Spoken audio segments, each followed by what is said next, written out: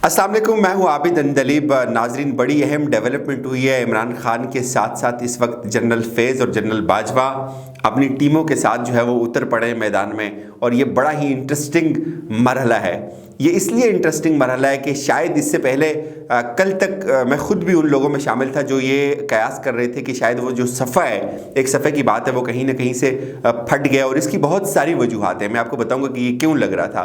लेकिन आज एक बड़ी पुरस्कार किस्म की एंट्री हुई है जनरल फैज़ और जनरल बाजवा की। इमरान खान साहब के साथ मुलाकात हुई और उस मुलाकात के बाद इमरान खान साहब ने यह फैसला किया कि वो कौम से खिताब करेंगे।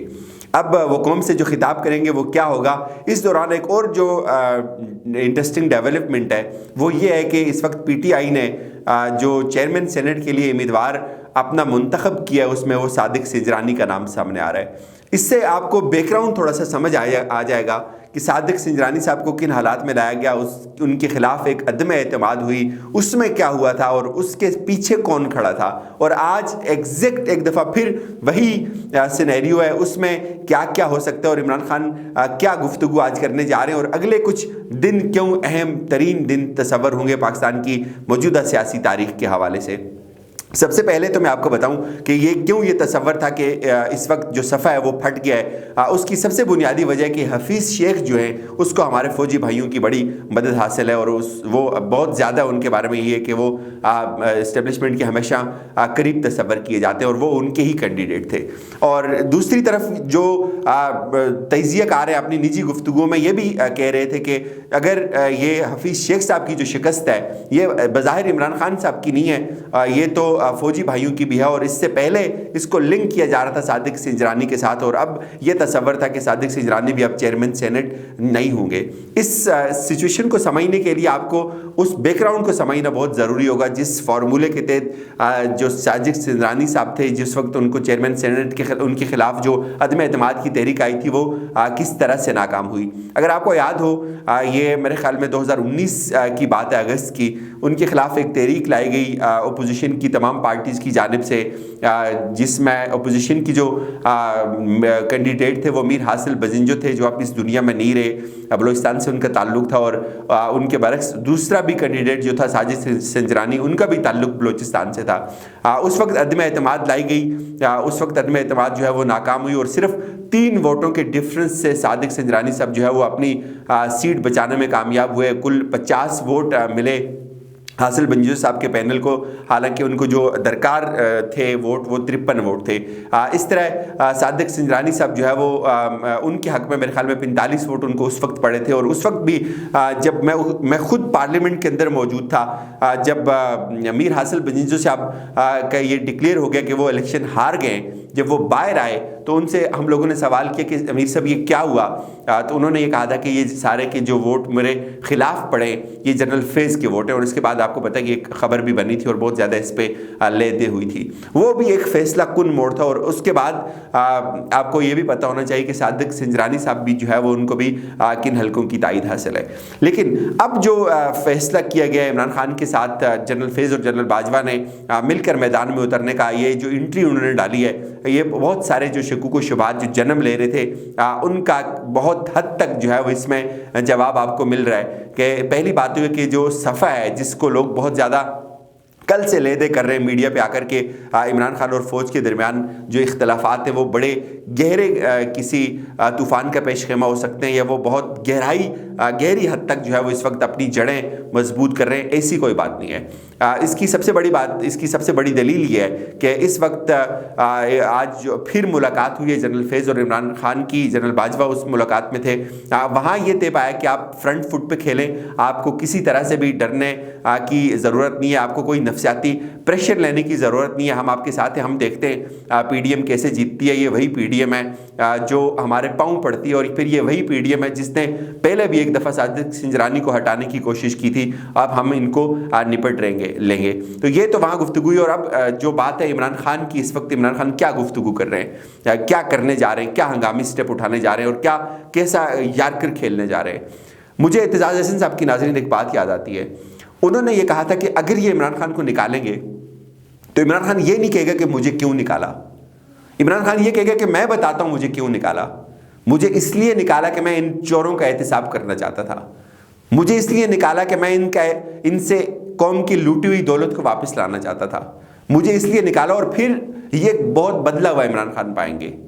तो मेरे ख्याल में अब शायद वो फेज़ भी बहुत करीब है कि जिस तरह से पीडीएम कोशिश कर रही है अदम एतमाद के लिए, और अब वो लोगों को ख़रीदारी का एक दफ़ा फिर एक मंडी सजेगी और लोगों को जो है वो फिर मोटिवेट किया जाएगा, उनसे वोट लेने की कोशिश की जाएगी।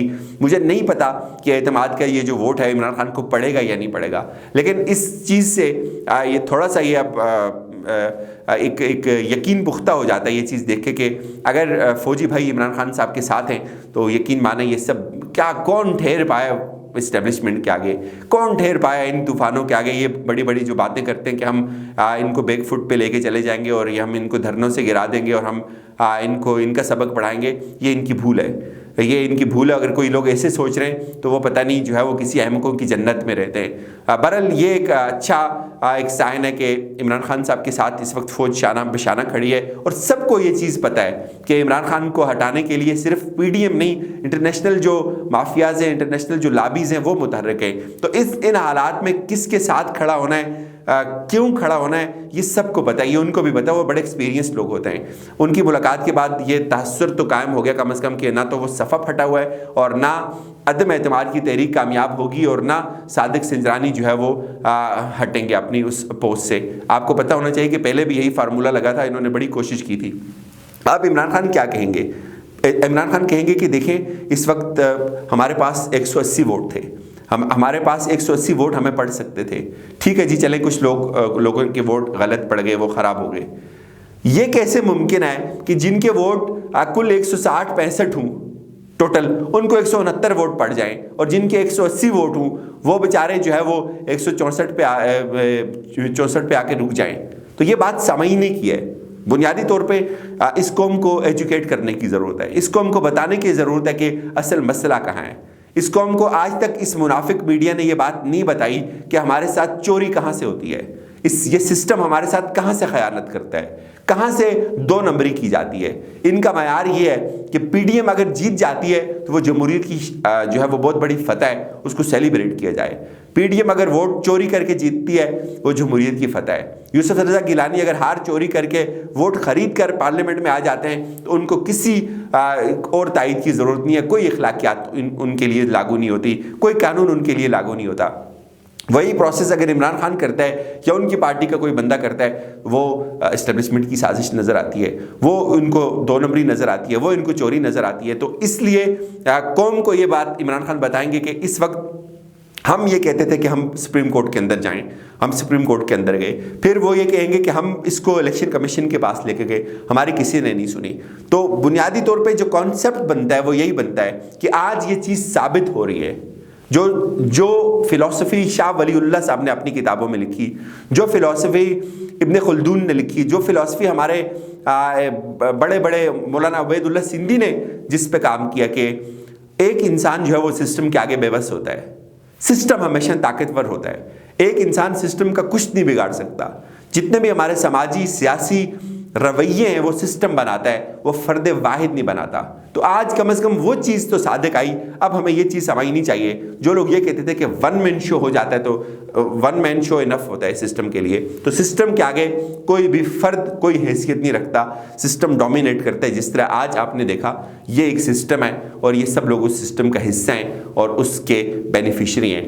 कब ये सिस्टम बदलेगा, कैसे ये सिस्टम बदलेगा, ये आने वाला वक्त बताएगा। लेकिन फिल वक्त ये कॉन्सेप्ट कम से कम क्लियर हो गया कि खान को इस वक्त फ़ौजी भाइयों की भरपूर तायद हासिल है और अगले दिन जो है वो कोई बुरी खबर के दिन नहीं, अच्छी खबरों के दिन है। इजाज़त दीजिए, अपना बहुत सारा ख्याल रखिएगा। खुदा हाफिज़।